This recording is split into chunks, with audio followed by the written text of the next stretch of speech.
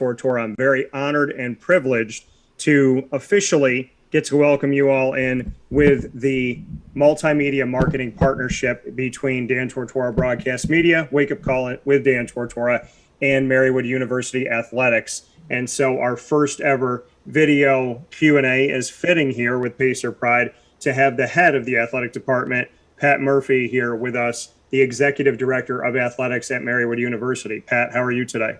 Good, Dan. How are you doing? We're very excited to work with you throughout this year. Yeah, I'm very, very much looking forward to this. Dream come true for me to start my career at Marywood in 2003 with MU courtside, my first baby, and to be here in 2021, 18 years later, and have my company of almost 9.5 years right now working with my alma mater of Marywood University. So it means a lot that this multimedia marketing partnership has come to fruition.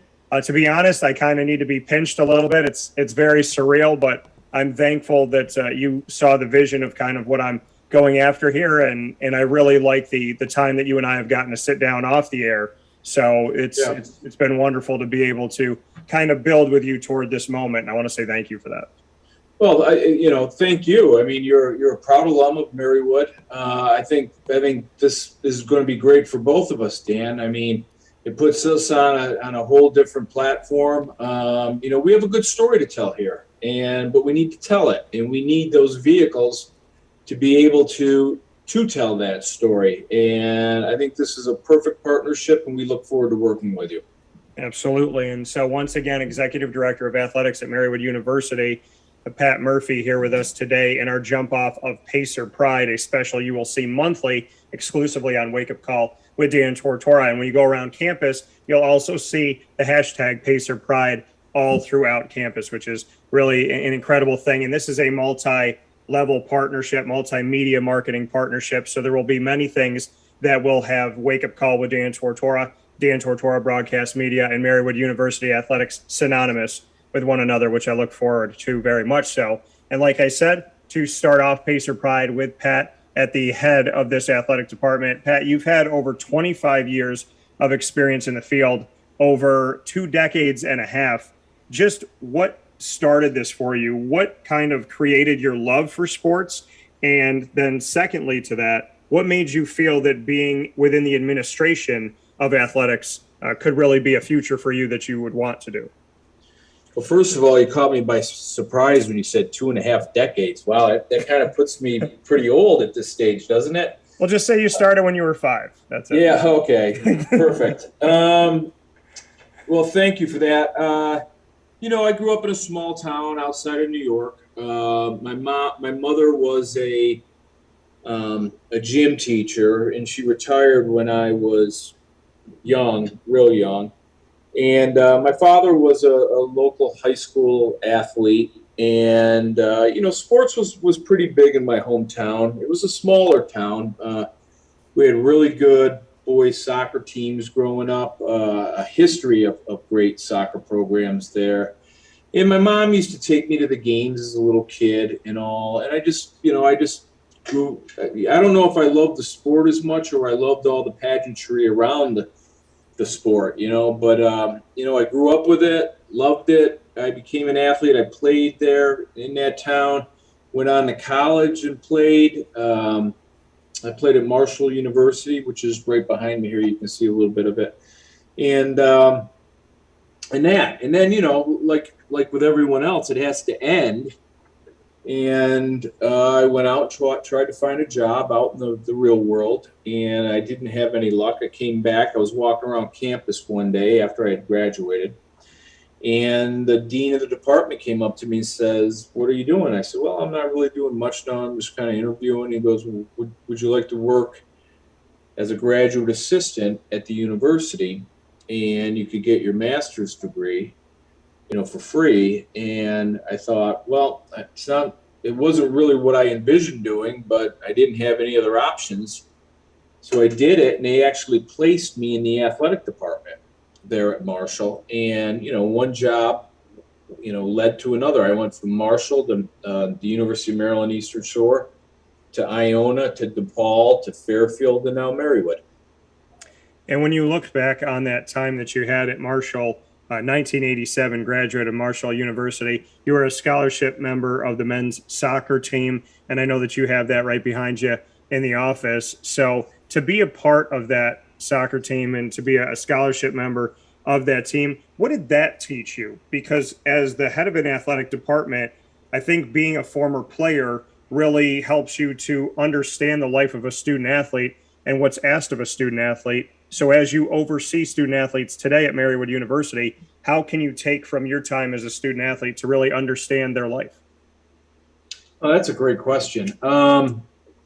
Yes, I do. I do remember vaguely those days of being a student athlete, and I do remember that, the time commitment that you put towards it was immense. One thing we found through the years is that, or I shouldn't say through the years, that's not the right word to say it, but across the board, almost at every university in the country, student athletes tend to do better overall than the regular general populace of students. And I think a lot of that is because your time is so structured.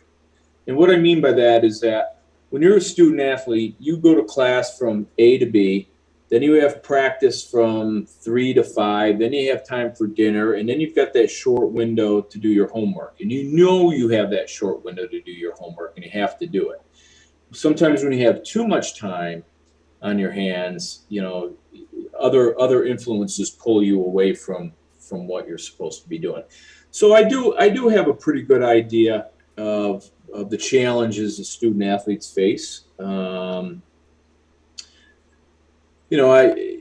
It's difficult. It's very difficult to be a student athlete, anywhere, anytime, any place. It's just because there's so many things pulling at them during the course of the day. Yeah. In this last year and a half, we look at being a student, being an athlete, never ever expecting or anticipating that you wouldn't be able to go to class, you wouldn't be able to practice, you wouldn't have any games. Some teams saw over 600 days in between competition.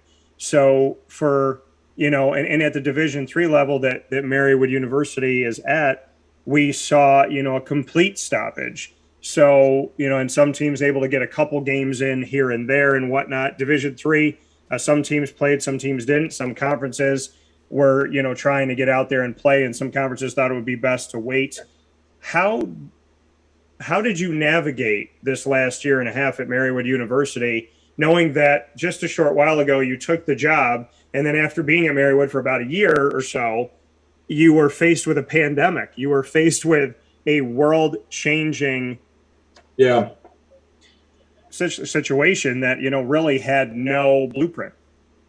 Well, it definitely was difficult. When I opened up my manual, Athletic Director for Dummies, there's not a chapter in there about pandemics. But, it's not like you're going at it all by yourself, Dan. I mean, we have league meetings all the time. I mean, we get guidance from the NCAA, who gets their guidance from the Center of Sports Science. And then where it gets a little tricky is each state has their own regulations on how they deal with COVID. So it's not like we were going at it all alone. We had a lot of support. We bounced a lot of ideas on how we were going to do things off of each other, or at least the other membership schools. And here at Marywood, we knew we were not going to have a fall season per se. We were going to try to squeeze in a few games for the fall sports in the spring. But I thought it was very important, Dan, that we did practice, or allowed our student athletes to gather with their teams and have regular practices in the fall to try to create some sort of normalcy. More or less for their own emotional and mental well-being, as opposed to their physical well-being.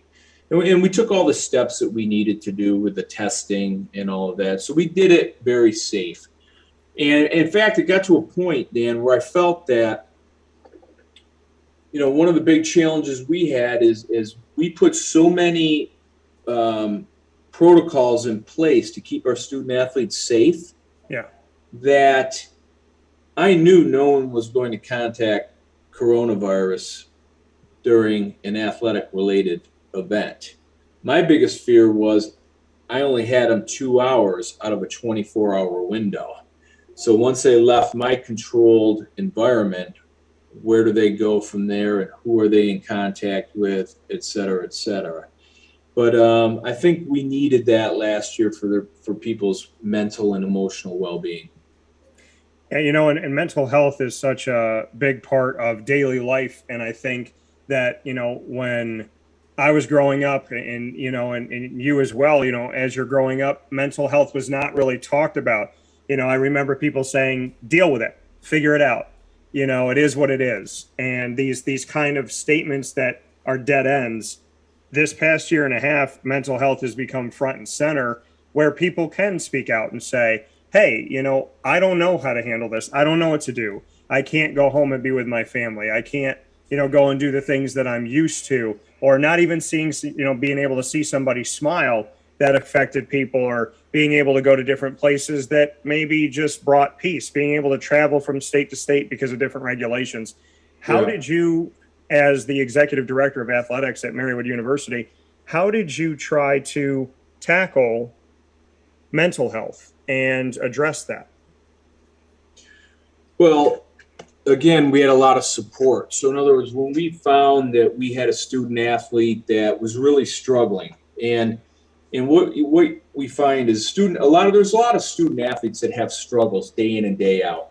And I think the pressure of this whole COVID thing had the ability, or had the potential, to push that student over the edge. So we had, at our disposal, we had the counseling center here, and I have a great staff of coaches, and they're very close with their players. And when we would see a potential problem on the horizon, the coaches would step up and they would alert either myself and or our counseling center that there was a potential issue.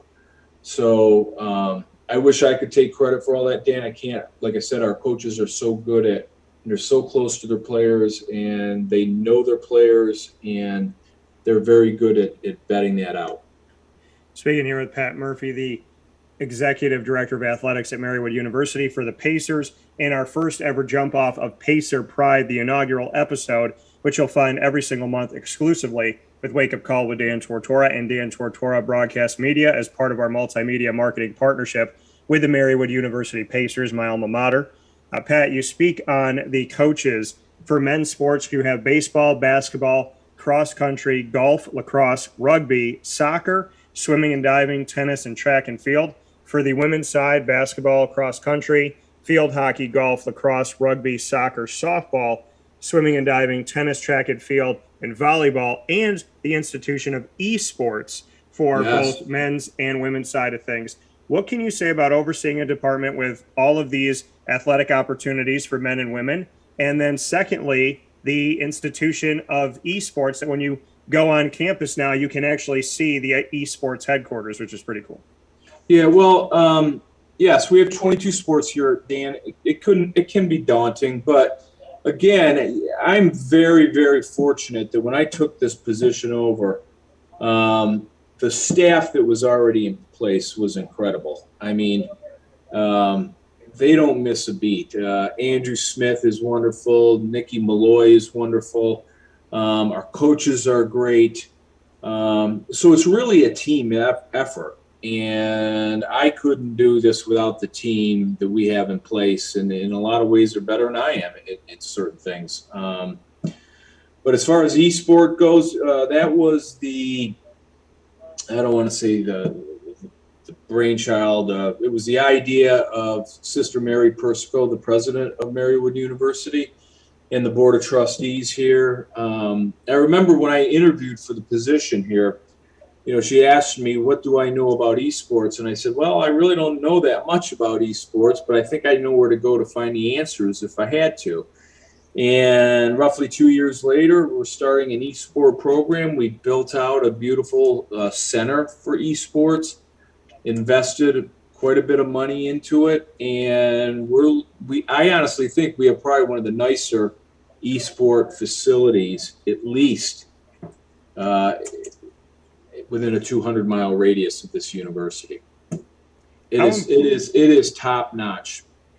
how important was it to have esports in an ever-changing world, and why do you believe that the center that you have is unique to other places?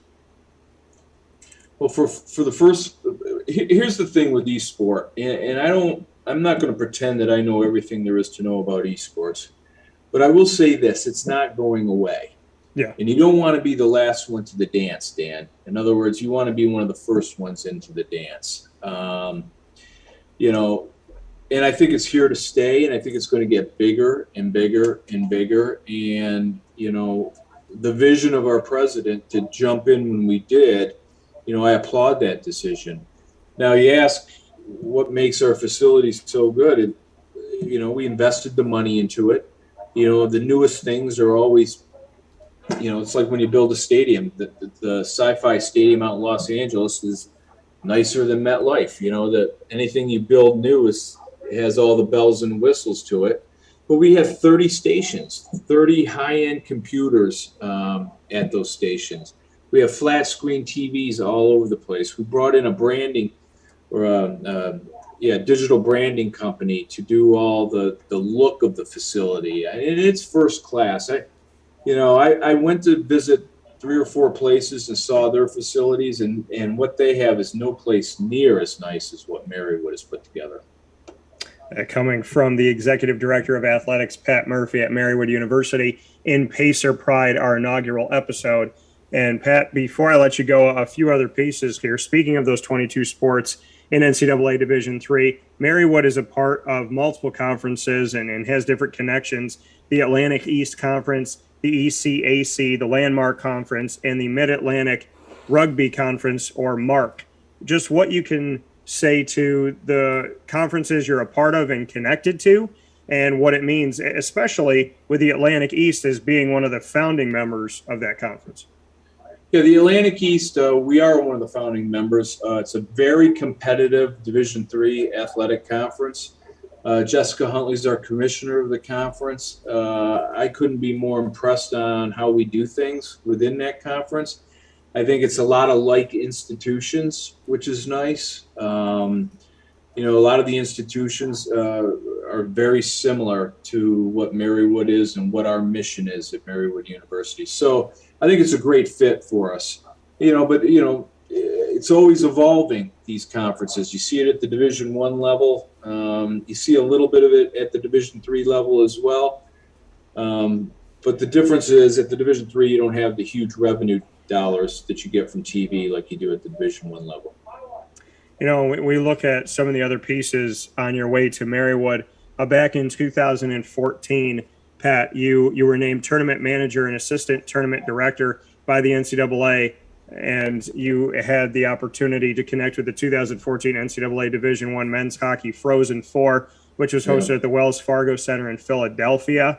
The same year, you worked with the New York, New Jersey Super Bowl host committee, where you coordinated a volunteer workforce of 1,200 staff, and just to have numerous events there in conjunction with the running of the Super Bowl. Summer of 2016, you worked with the city of Bridgeport and USA Basketball to bring to an international doubleheader, which included Team USA, Team Canada, France, and Australia. And that was on the women's basketball side. Yep. And serving as a tune-up prior to the 2016 Summer Olympic Games in Rio de Janeiro. So to be part of the men's ice hockey Frozen Four, and to be part of USA Basketball on the women's side, as well as working with the Super Bowl.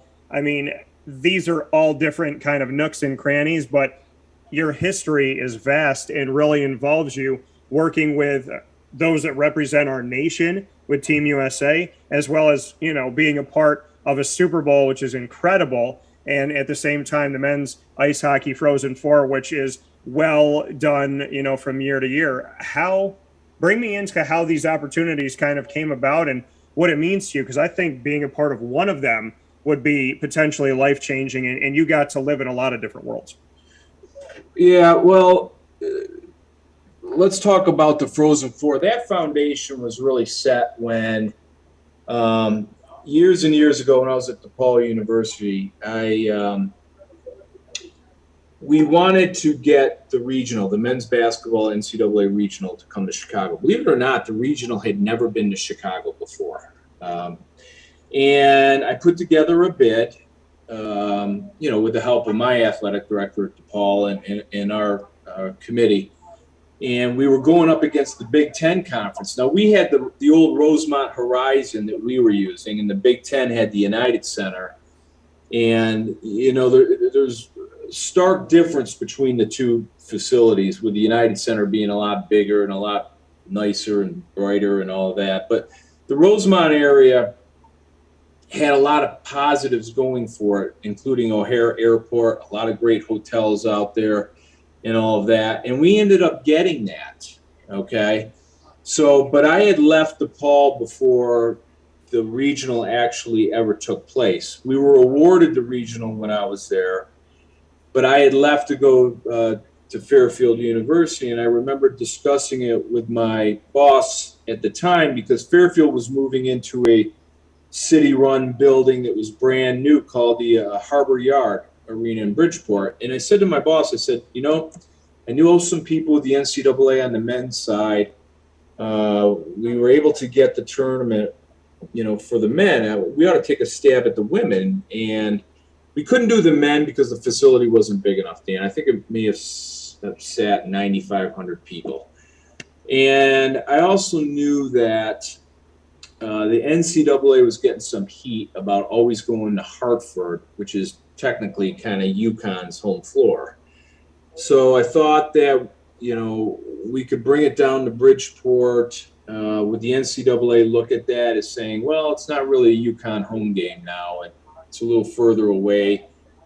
But the NCAA is a business. They also know that by bringing it down to Bridgeport, they're still going to sell the place out. So we were able to get a bunch of the women's basketball regionals. And then that turned into we were getting the men's ice hockey regionals. So I got to know a lot of the people on the men's ice hockey side. And Wayne Dean, who used to be the head of the men's ice hockey committee and was the deputy athletic director at Yale University, worked with this gentleman, Steve Hagwell, who was a commissioner of ECAC hockey, and they recommended myself for the position in Philadelphia for the Frozen Four. So that's kind of how that all started. I guess right place at the right time situation, and that's probably been the pinnacle of what I've done, getting all those regionals to come to Bridgeport, because it's not really getting, Bridgeport's not a destination city, Dan. Yeah. It's not like we're bringing things into Chicago or Denver or Charlotte or Columbus. It's Bridgeport. But we were able to get them. And when I left Fairfield, we had gotten more NCAA championships to the city of Bridgeport than any city in the country when I had left. So the Frozen Four was a great experience for me. It's something I'll never forget. I'll probably never get another chance to do it. So I hold on to those memories dearly.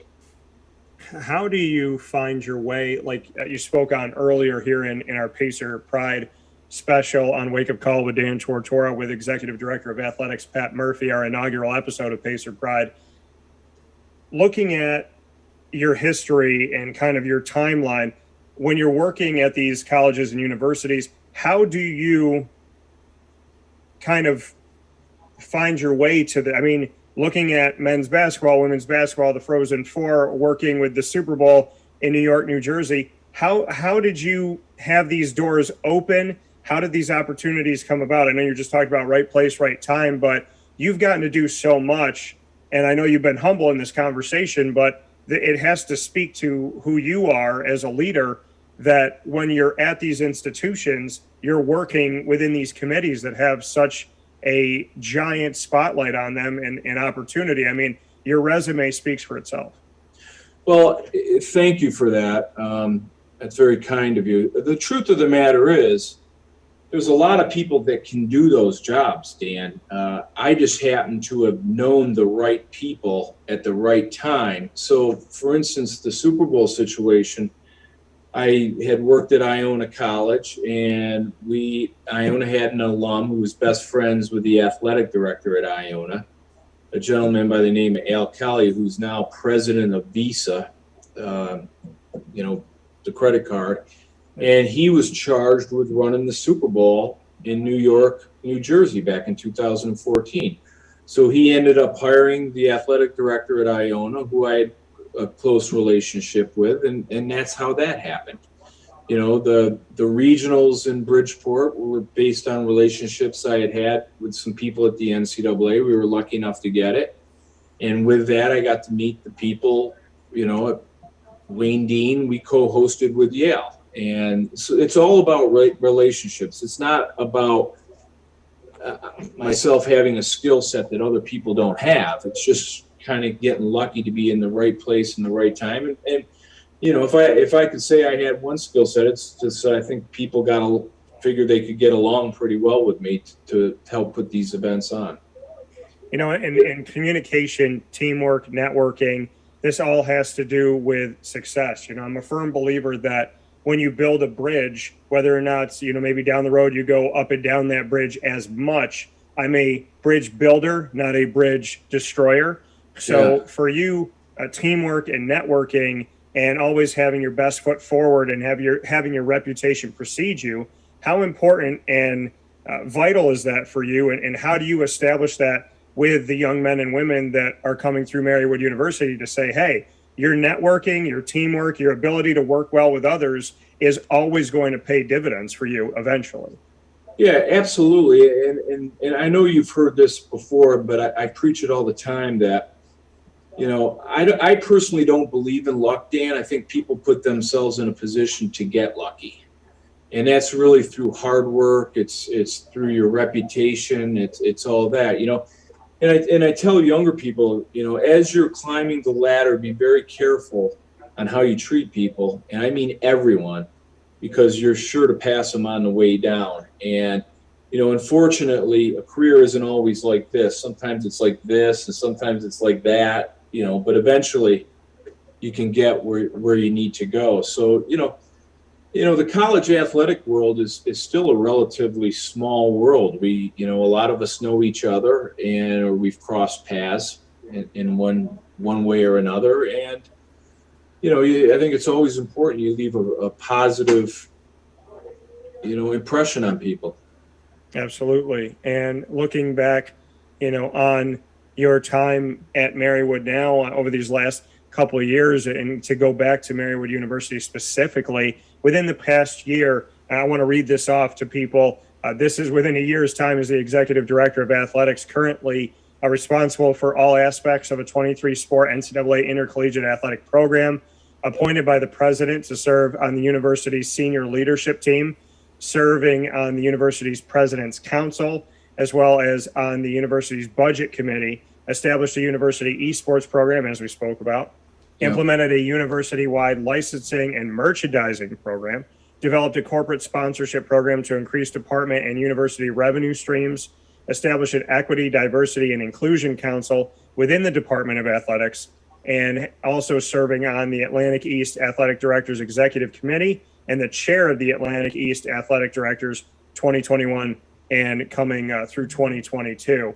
When I read off those opportunities and, what you've done just in the last year and continuing to do, just what these mean to you, that the president, you mentioned Sister Mary Persico, what her trust in you and her faith in you from hiring you to now, as well as the Atlantic East faith in you to be a part of the, Athletic Directors Executive Committee and to be the chair of the Atlantic East Athletics Directors. There's a lot within what I just said that involves you being a leader, not just at Marywood University, but to the community around the world as a whole and to the conference as well.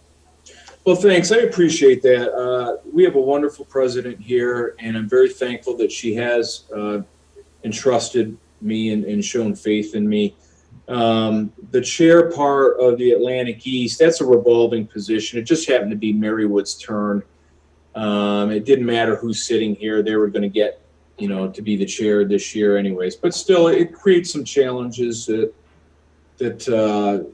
take up some time. But, I'm grateful. I love all the athletic directors we have here in the conference. I love the people that I work with every day. And it's just a wonderful situation for me. I'm very happy. And to go back to that in conclusion here, why Marywood?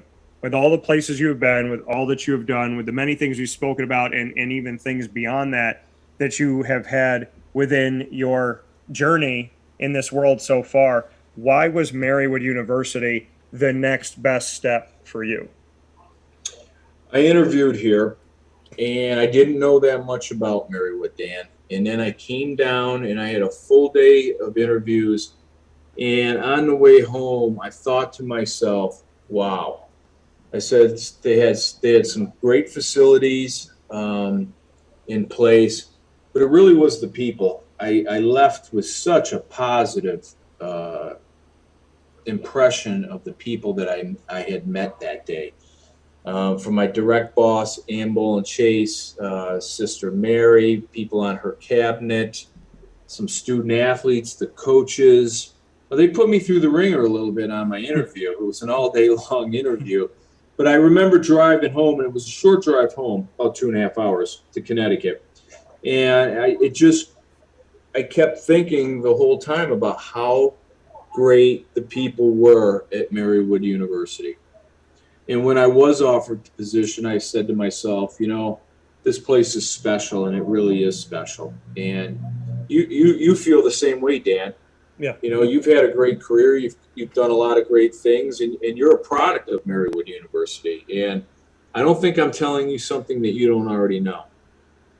Yeah, there's something to be said about the fact, and I can't believe this as I'm sitting here today, but my first day on campus was 18 years ago. And to, look at, my career started there. I'm courtside. I developed the logo, to putting the team together, to being the commentator, the head commentator for TV and radio. We got on my network, which used to be UPN. We got on Fox. We came into the new gym and had all the pieces put in for us to run high definition broadcasts, and just working with the original graphics for that, and seeing it still to this day, and the people that have come through, the Joe Forgiones and the Brendan Murphys and so on and so forth, and Brian Johnson's, and to see all of that and to know that that's where it began for me. If not for going to Marywood, I wouldn't be where I am today. And so I love the fact that I've really come full circle, and you've given me, and Ann and Chase and the University of Sister Mary Persico have given me an opportunity to give back through a business that I started after getting an education at Marywood, which to me, honestly, still has left me speechless and very surreal, that where I got to start my career is now where I get to go and help bring the message out and put a spotlight on a place that I love dearly. Yeah, and thank you for that, Dan. It is a special place, and we're both lucky to have been here. We're still here. Final note: why should a student athlete choose Marywood University? What about Marywood is so special to you? The people here, they really care. They care for everyone. From an athletic standpoint, I've got great coaches, and you left the golf outing last week, but I acknowledge the coaches at the golf outing. I've been at 5 different schools, and I will put the staff up at Marywood University against any staff I've ever been associated with at any school, Division I or Division III, doesn't matter. The people here are wonderful. They really care. It's a safe environment. It's a beautiful campus. And I like the city of Scranton. Scranton's nice as well. And Pacer Pride is the name of our exclusive special here on Wake Up Call with Dan Tortora. It's a hashtag that your athletic department uses and your teams within the department use. Why Pacer Pride? Oh, that was done before I got here. I can't really comment on it at all. You'll have to ask Andrew Smith on that.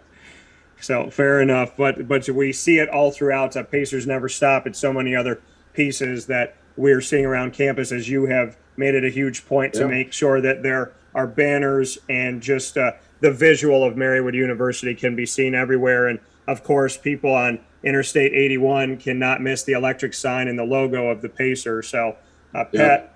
thank you for what you're doing for my alma mater. Thank you for what you're doing for us, past, present, and future, and making us truly feel like Marywood University is stepping up to the plate, asking for the spotlight, and wanting to tell their stories. And it is a great and incredible honor to be able to tell the stories that we're going to be telling, because I know that Marywood University is full of just fantastic people, and their journey at Marywood, before Marywood, and past that, there's so much to be told, and there's so much to share and talk about. And I'm happy that Marywood University is going to be front and center, and I'm very much excited about the opportunity to be a part of that, and to just be able to do this with you in the athletic department. It really has left me without the perfect words. It's just, it is Pacers pride, and it is a beautiful thing to be able to share Marywood University with the world, because it changed my life, and I hope it's going to change a lot of other people's for the better, and I know that it will. Yeah, it's a great place, Dan, and you're a proud alum, and you've been very good to Marywood University, and thank you for that. And it's been a pleasure to be on your show. That coming from Pat Murphy. Plenty more coming up in Pacer Pride every single month here on Wake Up Call with Dan Tortora. Appreciate it, Pat. Thank you. All right. Thank you, Dan.